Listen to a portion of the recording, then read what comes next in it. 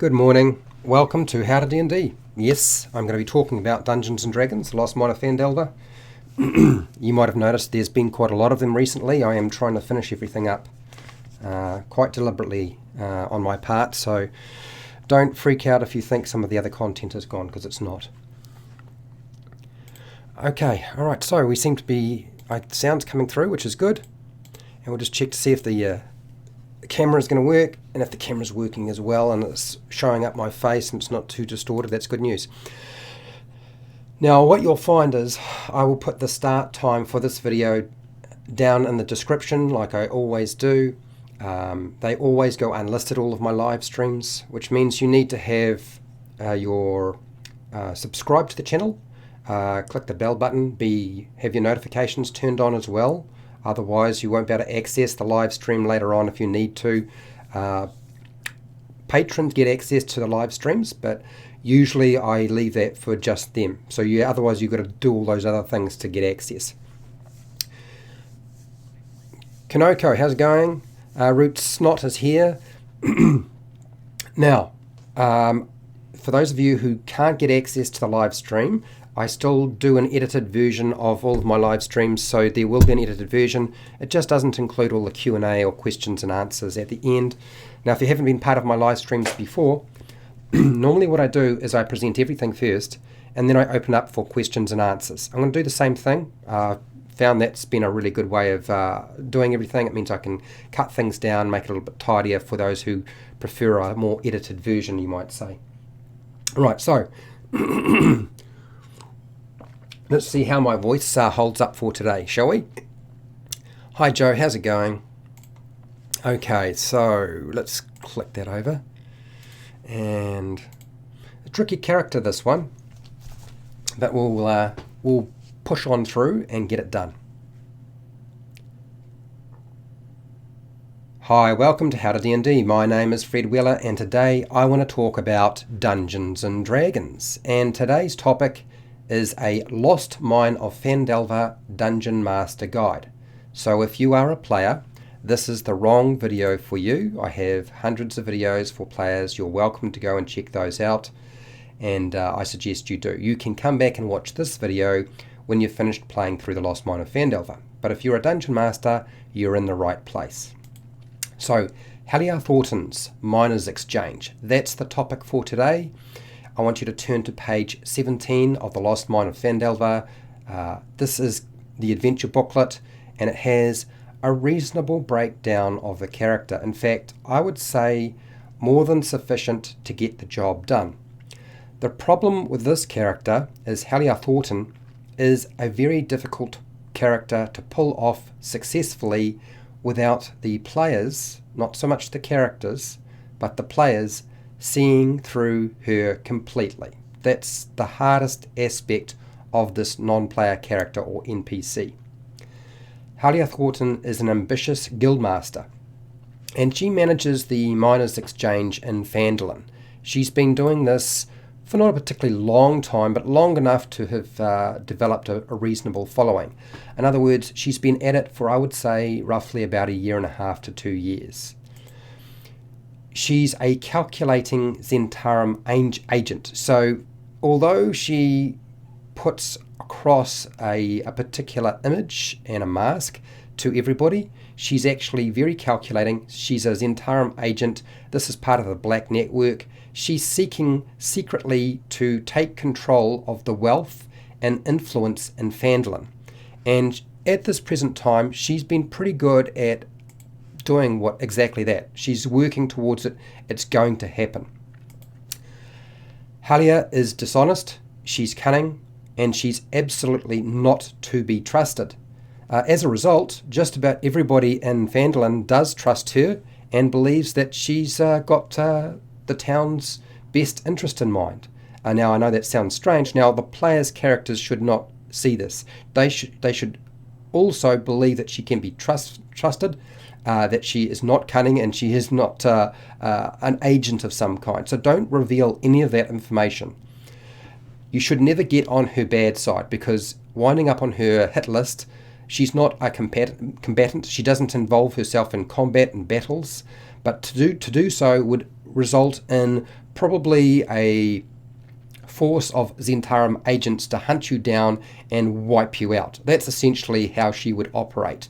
This is how the Zentarum work. When you cross one of their agents or you start to work against their purpose, then they will step in with the heavy hitters. And most Zentarum agents are heavily armoured, well trained, and they have spellcasters with them. So something to bear in mind. Halia Thornton is loyal to the Zentarum. Now, why is this? Because really all Zentarum agents have to be loyal, because disloyalty results in a swift death or incarceration or something much worse. This is standard operating procedure. The Zentarum don't hide this fact, so she would know exactly where she stands. When you sign up for the Zentarum, you know that you can't work against them. They have some criteria that you can work around, but you cannot cross them in any way whatsoever. The Miners Exchange, their services that they provide at their trading post, it's like another trading post, but I would say it's more of a Miners Exchange than anything else. What they do there is they weigh and measure all of the payouts for valuables that have been hidden in nearby streams and valleys. There's not a lot of wealth coming out of the Phandalin region, but there's enough to warrant there being a Miners Exchange of a sort of a part-time nature, you might say. Now that might change given enough time, considering some of the individuals who are working in there right now to increase the mining process. And we're talking about Gundren Rockseeker and the Rockseeker brothers here. Halia and the Miners Exchange is acting as the unofficial records register for Phandalin. That means that property claims for mining and so forth, or mining claims, are all held there. Birth certificates, land deeds, business contracts that have been established within the businesses within Phandalin all reside here at the Miners Exchange. Why is this? Because she's built a really good relationship with literally everybody in Phandalin. The only exception to this would be Leland Greywind. That would be the only individual within Phandalin who would probably be able to see through the ruse, primarily because she is a businesswoman herself, and she would be able to figure out that the Miners Exchange is probably operating either only just coasting along and just turning a profit, or is running at a deficit, not at a profit as such. Now, the other reason that the Miners Exchange is acting as an unofficial records register is that the townmaster, Harbin Wester, doesn't have enough space, and she's got a really good relationship with Harbin Wester. She's figured out how to control him quite well. He is not as smart as he might think, and she's young, she's pretty, and she knows how to turn on the charm. And Harbin Wester, having bitten off far more than he can chew, has been relying on this woman to help run the town to a degree. She's really essentially only been doing this in terms of paperwork. Now, would she at some point decide to be, or ask to be, the town master? Probably not. Even though she is cunning and conniving and so forth, it is always better to have somebody as a buffer between yourself and everybody else when things go wrong, rather than being the person at the top that people can blame. Right now, everybody can blame Harbin Wester, and Halia Thornton has nothing to do with that. So that's really playing to her strengths. There isn't a gold rush in Phandalin, but the Zentarum are bankrolling the operation at the Miners Exchange in anticipation that the miners will pick up the trade there. It is a growing location, so there is an opportunity to make quite a lot of wealth, particularly if new mines are opened up. And I'm going to get back to this because we are talking about Gundren Rockseeker, and I certainly will talk about that character in regards to Halia Thornton, so that you know what to do with her. Halia Thornton could be a valuable patron to the players' characters, provided they don't cross her. As long as they don't work against her intentions and her motivations, she's probably going to support them. And this is actually, it's not like she's a bad character. She's sort of like a grey character, sitting between the light and the dark, which is what makes her so difficult to roleplay in any kind of game whatsoever. So bear that in mind. She's a grey character, and she's not necessarily their enemy. She does have some motivations that might be working against some of the other party members. That's the only problem. She's only going to approach characters she believes she can control, or at least pay off. If you can't control the characters that are in your circle, or you can't pay them off, or she can't charm them or present the image to them that she needs, she's probably not going to approach them. Now, I'm talking about this in regards to the sort of details and information she would provide to the player's characters, or the characters as such, and also giving out a quest, because you'll have noticed that there is a quest. It's called Halia's Job Offer. This is actually very hard to present to your player's characters. It might seem like it's a no-brainer, but to actually present this particular quest to your player's characters without revealing her true motivation is extremely difficult. So you need to tread lightly on eggshells to make sure you don't blow it. Otherwise, it won't work very well. The first thing is, provided the player's characters look like they are individuals who might be interested in dealing with the Redbrands, and also they might be more interested about money. So characters who present the I am more interested in increasing my wealth, and I'm prepared to do a different sort of thing. I'm prepared to work outside of the law, and I'm prepared to do some things that require sort of, dispatching individuals. She's going to approach them with this quest. And she will say that the Redbrands are a bandit problem and they do need to be dealt with. She can also provide information, and most of the non-player characters or NPCs in Phandalin can do this. She can indicate that the ruffians hang out at the Sleeping Giant Tap House. This is their normal sort of hangout when they're in town. Otherwise, she can indicate that there is a Redbrand hideout, and it's under the Tresendar Manor on the edge of town. Now, this piece of information, providing this level of detail to your players' characters or to your players, is going to start setting off alarm bells for them. They're going to be very suspicious that you've suddenly provided them with hang on, so you know exactly where their hideout is. Why have you not done anything about it? Why have the rest of the townsfolk not got together and dealt with the issue? So when you present this information, you might want to say, look, I've heard rumours, and I believe there's a little boy by the name of Carp who's been talking from time to time. It's not common knowledge, but he has suggested that there is a way of getting into the hideout. So lead them back to Carp with Halia Thornton, so that it doesn't look like she suddenly has information that nobody else has, and she starts giving away the possibility that she's actually some sort of spy or agent, because you don't want them to believe that she is a spy or agent. The only time you really want them to know that she's definitely an agent is if one of your players' characters has selected a faction already, and that faction is the Zentarum. Therefore, they would be able to identify each other.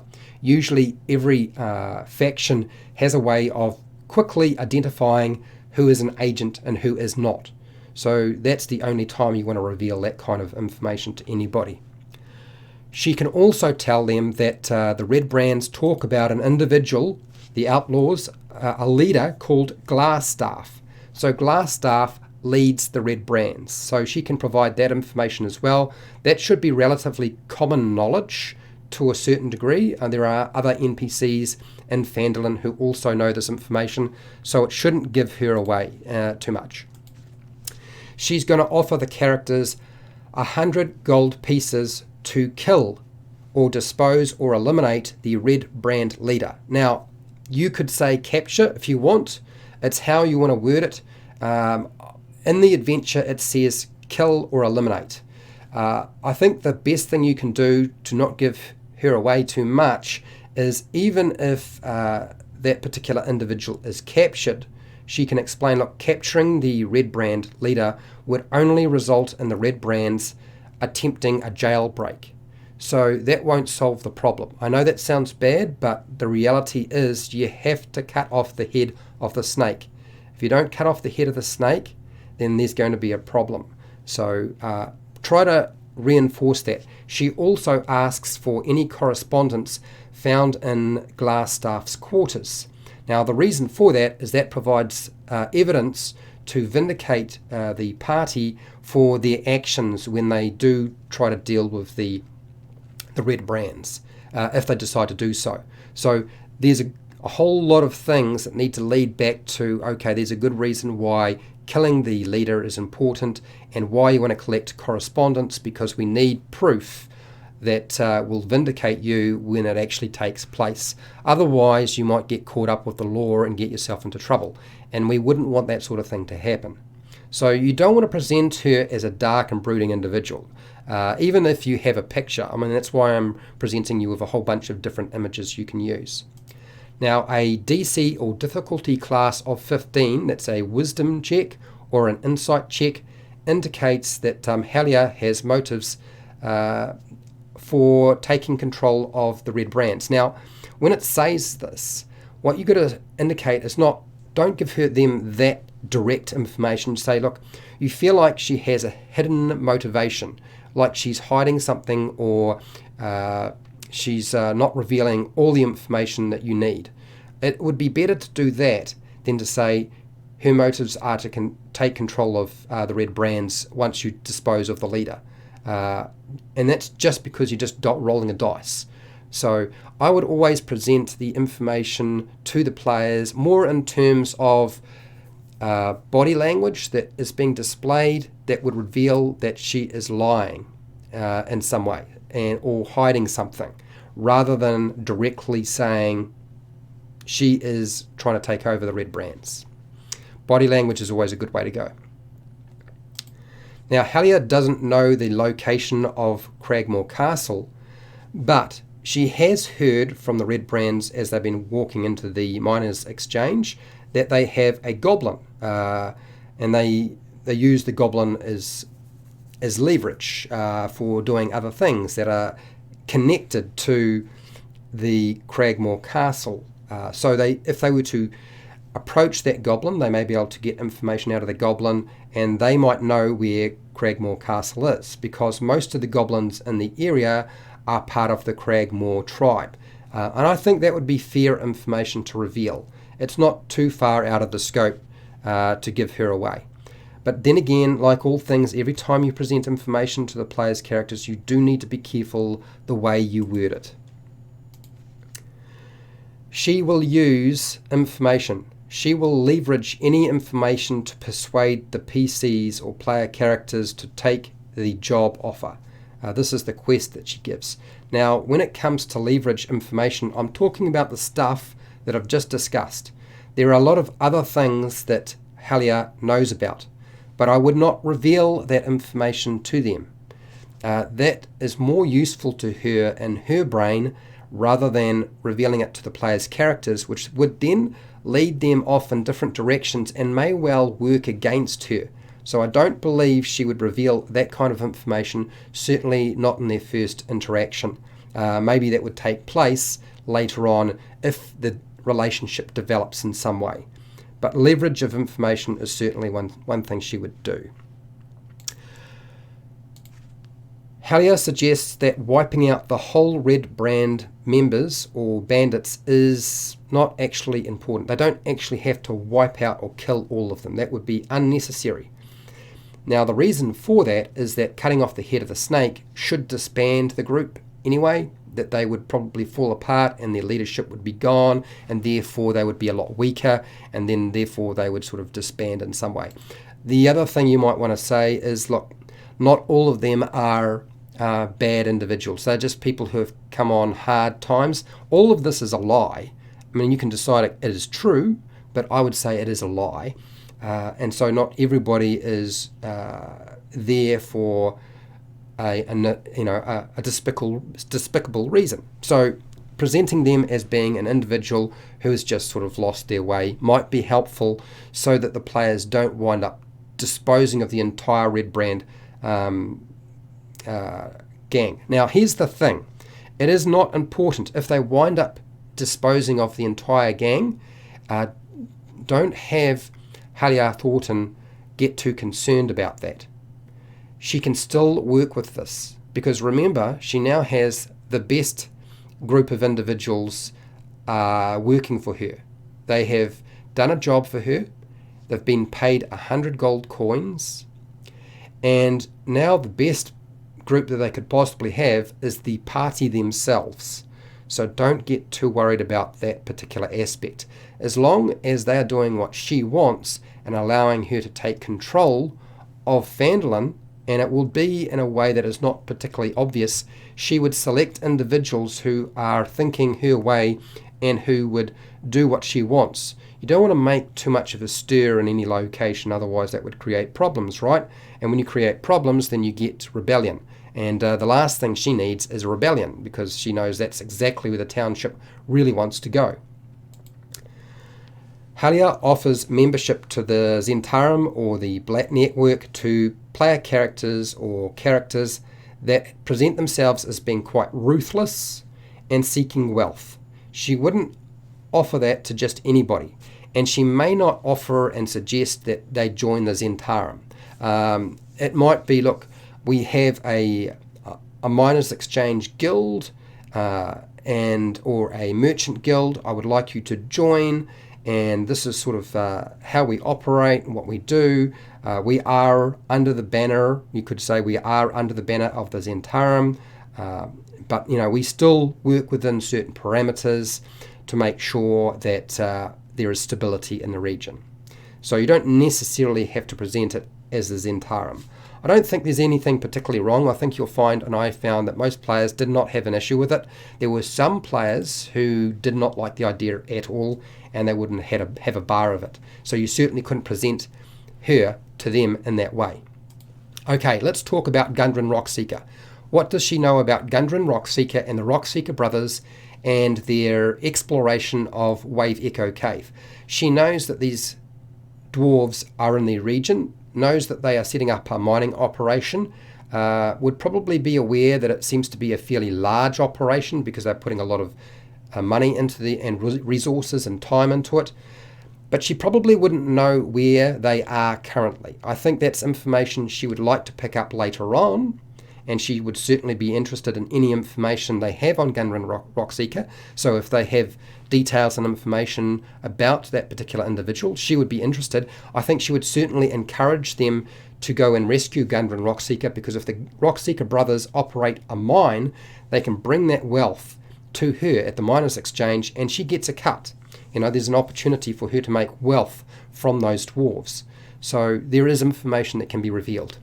Because of her strong relationship with Haben Wester, she would be aware of the orc problem and the bounty that has been offered. And she might suggest, if they are not interested in her job, that they go and see Haben Wester. There is a job that can be that can pay money, because if they start doing jobs that will pay money, there's a chance they might come back and do her job.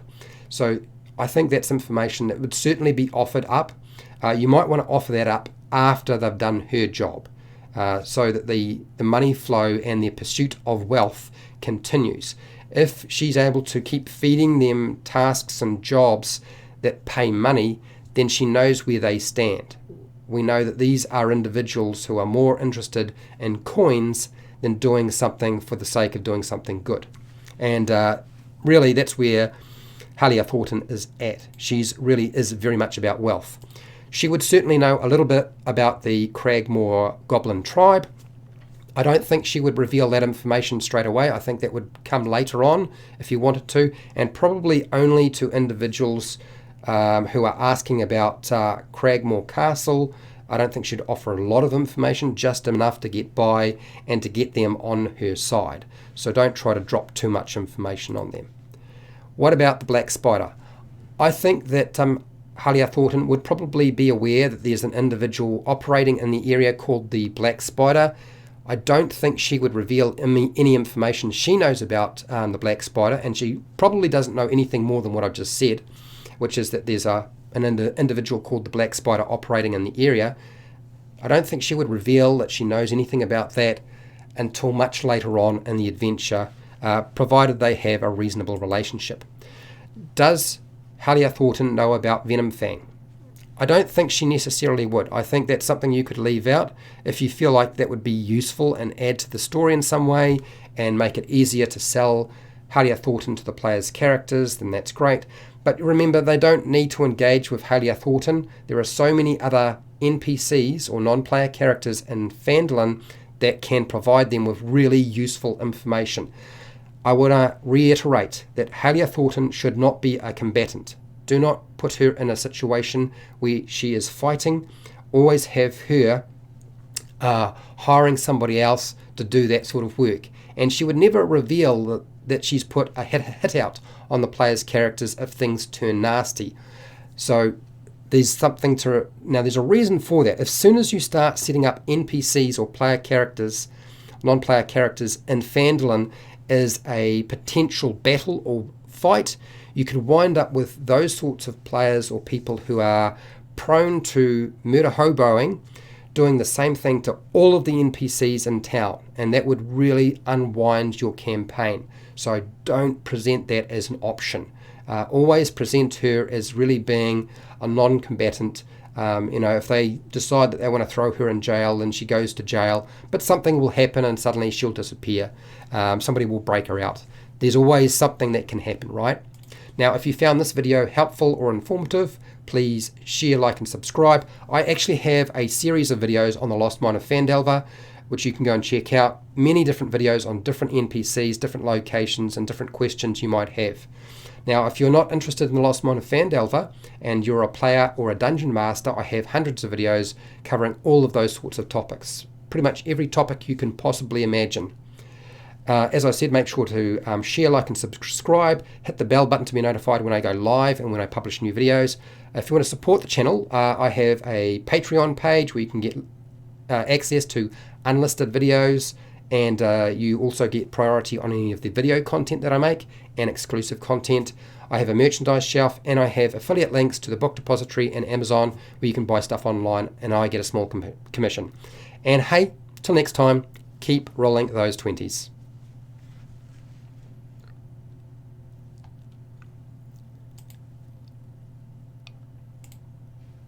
I'm not gone. I am just getting my glasses on and grabbing myself a drink of water. Quite a complicated character, this one. So I can kind of understand if people have been a bit unsure of what to do with her. Certainly, I was unsure when I was running her exactly what would be the best way to do things. So totally understand if that... if she's a tricky character. It's really hard to present this character without players cottoning on, because it would be so obvious. My glasses aren't going to help me today. Okay, so let's have a look through the chat. Now, as I said before, I will always answer questions for players or dungeon masters. It doesn't have to be about the topic for today. It can be about any topic you like. Kanoko, hello. All right, Joe's here. Alec, what do you got here? Do you feel the image you have of her is representative of what she looks like? I imagined her as being older, like in her 50s. Well, you could. I actually decided that an older agent probably would not be on the outskirts. Somebody in their 50s would probably get stationed in one of the cities. So I didn't select somebody who was in their 50s or 40s. I mean, there's nothing wrong with changing her age, but I decided that being stationed in a small town, even one that is growing, is probably a job they would give to somebody who is younger, simply because they are trying to prove themselves to the Zentarum before they get stationed at a better location. So and it's not like she set up this business all by her lonesome. The Zentarum would have bankrolled the Miners Exchange. The building construction, the setup, inside there, all of the gear. There would not be an expectation that Zentarum agents had enough wealth to just start a business. And, okay, we need you to start a business here. So there's a reason why she's here. And she would have been placed here for a very, very good reason. Okay, what do you got here? Question. Are the Zentarum known as a dubious entity in the world of Faerun? Yes, they are. They are considered the Black Network. It is uncommon for the Zentarum to work with other factions or other agents. The only time that it really has taken place is in Dungeons & Dragons Adventurers League, which is really formulated so that it's deliberately a possibility. But not everybody in those sort of groups isn't going to know that they are an agent of a faction. You don't always have to pick a faction as such. You can, but it doesn't have to happen. And the only other time that I know of in a particular adventure where it's a very strong element is in the Horde of the Dragon Queen, where all of the factions have to come together to work against Tiamat to make sure she doesn't come into the world. Don't worry about the spelling. My pronunciation is getting lost as I lose my voice anyway. Fred, what do you got here? I've watched a lot of your Phandelver videos, and I see the importance for the PC to care about Gundren. Yes, it is very important. It's so important that I am probably going to make a Lost Mine of Phandelver player guide, because a lot of these videos that I do are designed for you as a dungeon master. But players need to understand some of the basic aspects of this adventure to make a dungeon master's life easier. Otherwise, it's going to be really, really difficult to play out. And I have done a video on Gundren Rockseeker. Why help Gundren Rockseeker? Who is Gundren Rockseeker? To help you fill out all of that sort of stuff and to make sure you can present enough information to your players that their characters give a stuff about them. Otherwise, a lot of the story and the leads along it will get lost, and it will just become a sandbox with a whole lot of little quests, and they'll just run around doing whatever. So it could get quite messy. Okay, what do we got here? They have already killed Clark, and would it be a good idea to have a memory sequence, like a montage? I don't know that you necessarily have to do that. I wouldn't do that. I think it's much more useful. So here's what you're talking about, like a memory sequence, is exposition. Exposition in any kind of storytelling format is a bad thing. Okay? Even in a book. It is always better to present that information naturally as the story unfolds, whether that be a movie, a book, or a role-play game. Because that essentially means that as a dungeon master, you have to sit there and talk for a period of time, probably far longer than the players will actually pay attention. You'll find, unless you have players who keep notes and are really invested in that sort of thing, they won't even remember half of that sort of stuff, and they'll forget it. So my suggestion to you is let them discover things as they go. As I said, like with everything, you do not have to follow my advice. You can do it a different way. Okay, drink of water. If you have questions, fire them out there, hashtag or @Fred, and I will get to your question. Okay. To when the PCs meet Gundren, or just push forward with the story, any suggestions? So you need to go backwards. So you didn't set up Gundren Rockseeker at the very beginning. Okay, so see, there's a problem there, in that you've already gone through part of the adventure, and now you have to explain that Gundren Rockseeker is really important to them. That is very difficult. I would just sit down with them. I wouldn't do a memory sequence. I would just say, look, I don't know if you guys were aware, but Gundren Rockseeker is a good friend of yours. He's not just somebody who's paying you. You've known him for a long time. And work through, there was like a one-sentence piece in the adventure saying how to get the players to explain how they know Gundren Rockseeker and what they've done with Gundren Rockseeker, how they came to know him. And I would get the players to go through that exercise. Don't do the talking. You must engage the player's mouth and brain for it to mean anything to them. So you say, look, I want you to explain to me how you met Gundren Rockseeker and why he's such a good friend to you. If you do that, that'll help you immensely in pulling them into the story.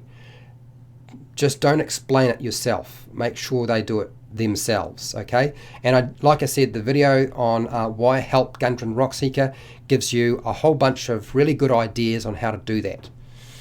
What do you got here, Joe? I have a great idea for another video. Okay, Fred, okay, what do you got here? Maybe come up with some fun ideas for different encounters that can come up between some of the locations. Could be useful for beginner DMs. Okay, so Joe, I have like 40 different random encounter ideas. I've already put most of that down in an audio note form. Only I would be able to understand it because it's very, very sort of poor quality. Those are ideas that can be placed in any adventure. And so that will definitely happen. What I found with those types of videos though, Joe, is very few people have any interest in touching them, because most of those ideas will not be combat focused. They will be an exploration or a challenge or a hazard or a social interaction of some kind. Those are the types of random encounters that we don't have enough of. And when I say random encounter, they're really not random. They are simply encounters that can be placed somewhere. They might seem random to a player, and they can be viewed as random and rolled sort of on a chart if you wanted to. So that's definitely going to happen. But I haven't really had the time to sort of work through that process and make notes for it. And this is primarily because I do so much video content, and it actually takes me quite a lot of time to re-listen to myself and try to take notes as I go. But that's going to happen. So yes. Hi John, how's it going? Fred, how about trying the Redbrand, tying the Redbrand to the Red Wizards of Fae, Fae, as in Fae? Fae, I think you mean Thay, or the cult of the dragon, the dragon cult, or the cult of the red wizards, Red Wizards of Thay. I mean, you could. I don't know that you necessarily need to do that. I feel like there's probably enough complexity in an adventure like this that it would actually make things more difficult for you. Remember, the more strings you have to tie together, the harder things can get. And I feel like tying the Redbrands to the Red Wizards of Thay is unnecessary. Tying the Cult of the Dragon to the Red Wizards of Thay fits in line with the Tyranny of Dragon storyline, so that makes perfect sense. And if the Black Spider, and there's another Black Spider, ever manages to survive, he could also be tied into that as well. But it's not sort of written in concrete. I'm always sort of loathed to connect organisations too much, particularly organisations that are really big. But if you're trying to go from the Lost Mine of Phandelver into Horde of the Dragon Queen, which I suppose you could do, but my views on the Lost Mine of Phandelver is I feel like it's a campaign in itself, and once you've played it out, you start again. It's probably better to do it. I know most players don't like that idea, but you do not need to start at level 1. You can start at level 4 or 5 in a new campaign. And I know a lot of people like to transition from the Lost Mine of Phandelver to the Curse of Strahd, and I feel like the Curse of Strahd is really a standalone adventure in itself, and better to be separated in some way. and play the whole thing out really from level 1 right through to the end myself. That's just my view. But okay, Fred, meaning they haven't really got to know Gundren. Have them play the memory of Gundren. So it's a bit late. It's a little bit late for that. As I said, the best way is what I just suggested, and I think you've already spotted that. I think that's going to work best for you. Get them to explain why they are connected to Gundren Rockseeker. Okay, I just need a drink of water. As I said, I will answer questions for players or dungeon masters. Does not have to be on the topic for today. All right. Alec, what do you got here? You could have other members of the town talk about the Rockseeker brothers. Yes, you certainly could. I've done that with some of the other NPCs. Usually, with all of the NPCs in Phandalin, I will discuss whether they would know very much about Gundren Rockseeker or not. There's usually always an element to that, because I know those are questions that will pop up. And so I try to address those questions in my videos, which is why you will always see sort of an element of Gundren Rockseeker, Glassstaff, the Black Spider, Venom Fang. Those are some of the most common characters that people will want to ask, do NPCs know about them? So I always try to have some element to that at the end of the video. They were a staple for local economy and suddenly disappeared. Yep. I don't think they are a staple of local economy yet. They are still trying to set themselves up. I don't think their mining operation at this stage is in full swing. That's what that wagon load of supplies is all about. I think that wagon supply is primarily goods and material and equipment that the Gundren Rockseekers are going to purchase from Bath and Provisions. And they may have already purchased a lot of that stuff in advance. So just something to bear in mind. The locals kind of hint rescuing is lucrative. Yes, yep.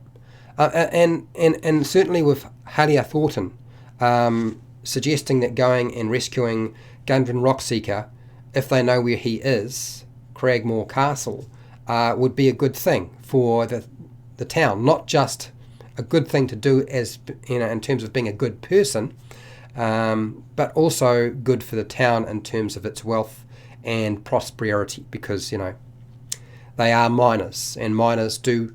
There's probably not a huge amount of wealth coming into Phandalin at this time, because there's so many bandits and so many raids taking place.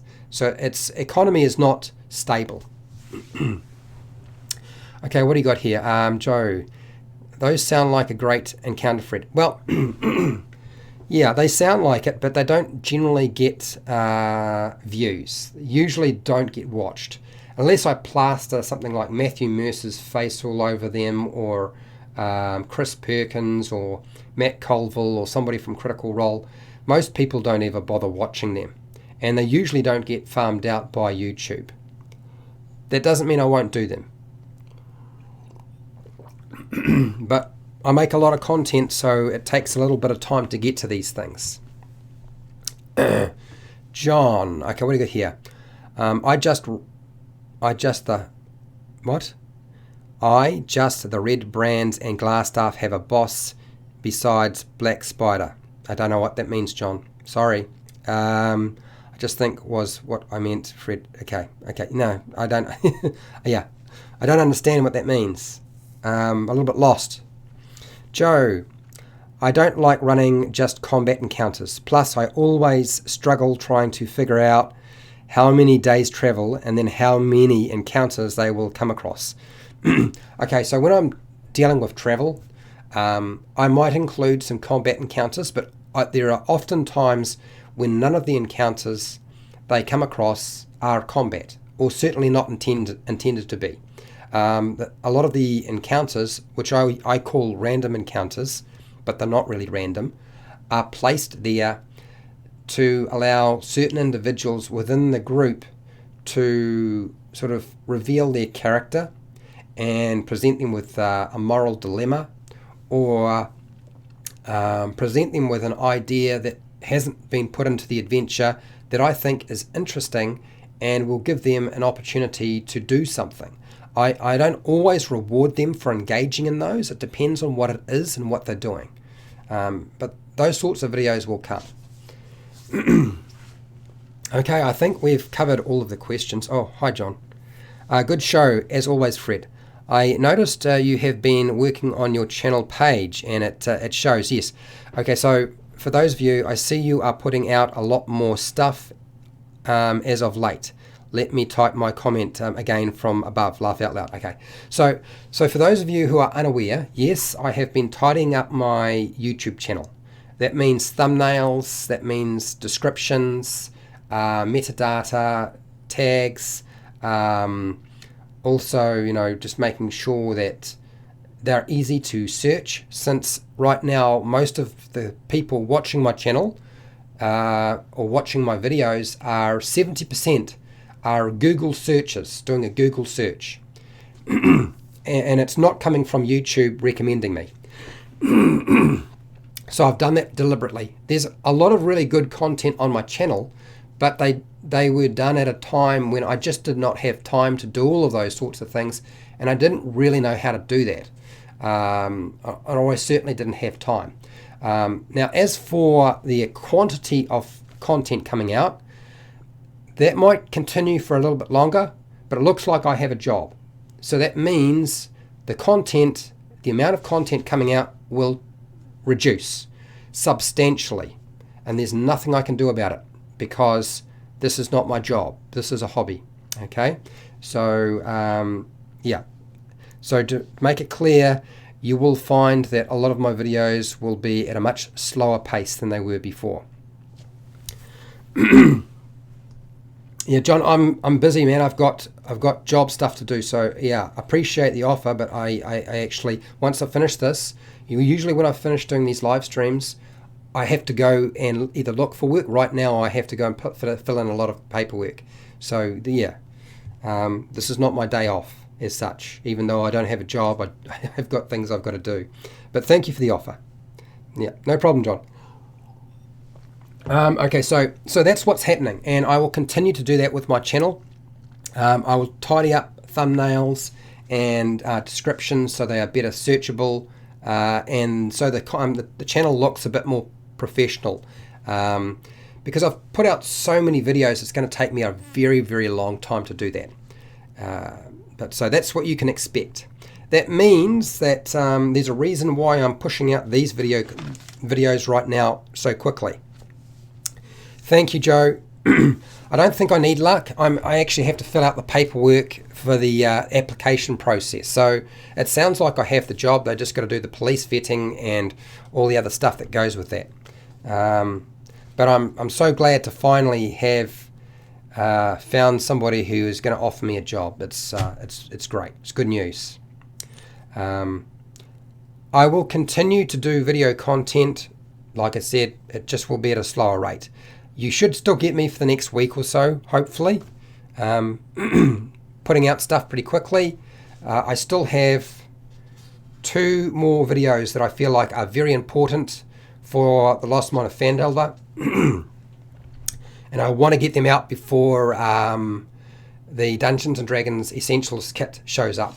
So you can expect them to come out pretty quickly, and probably this next week. As for the Dungeons & Dragons adventuring gear videos, now those are the videos where I talk about mundane pieces of adventuring gear. Those videos I'm having a lot of trouble with in terms of research to find enough ideas to present in a video. And so as a result of that, I'm still unsure if I can release anything on that this week. Those videos are tailored more towards players, and I want to do them, but because I'm having trouble collecting enough information, it can't be just from my brain. My own personal experience alone does not make those videos happen. So when I do those videos, they are a collection of people presenting me with all of their past experience. And I need that to be able to build those videos. It's way too hard otherwise. And the reason they have been so broad and offered so many different options is because they are the brainchild of so many different people. So I don't think they are gone, but they may be a bit difficult for me to actually do.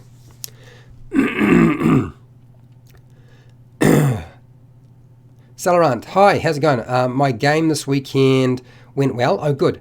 My buddy's kids had a blast. Excellent news. I'm so glad. It's great to hear that the kids had a good time. Thanks again for everything you've done. You're welcome. You're most welcome. I have discovered there are other people doing videos on the Lost Mine of Phandelver. And once I've finished my stuff, which is going to happen pretty quickly, I'm going to recommend that you go and check out their stuff as well. Okay? Most of us have a different perspective of how to do things. So their approach might be slightly different. And nothing wrong with that, you know? Okay, I think that's it. I think we've covered it. Clearly yesterday's video drew a lot of interest, and it didn't seem to be angry interest, although contentious. I think a lot of people have a different approach, but I'm glad that yesterday's video was useful to a lot of people. But I think it's time for me to disappear and go and do some work and get myself organized with this new job.